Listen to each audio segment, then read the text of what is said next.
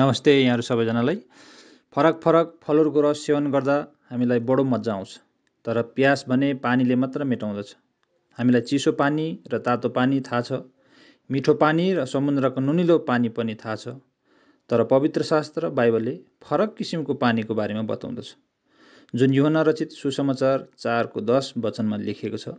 येशूले त्यसलाई भन्नुभयो, तिमीले परमेश्वरको वरदान र तिमीसँग पानी माग्ने व्यक्तिलाई चिनेको भए तिमीले उसलाई माग्ने थियो र उसले तिमीलाई जिउँदो पानी दिने थियो। प्रियहरू, तपाईहरूले यस जीवनको पानीको बारेमा सुन्नुभएको छैन होला। संसारले दिने पानी त आजसम्म हामीहरूले पिउँदै आएको छौँ। त्यसले शारीरिक प्यास मात्र मेटाउँदछ, तर आत्माको प्यास भने जीवनको पानीले बाहेक केहीले पनि मेटाउन सकिन्न। प्रियहरू, के होला यो जीवनको पानी? यो प्रभु येशूले दिनुहुने उद्धार हो, मोक्ष हो, पापको क्षमा हो। संसारमा कसैले दिने दाबी गरेका छैनन् र दिन पनि सक्दैन।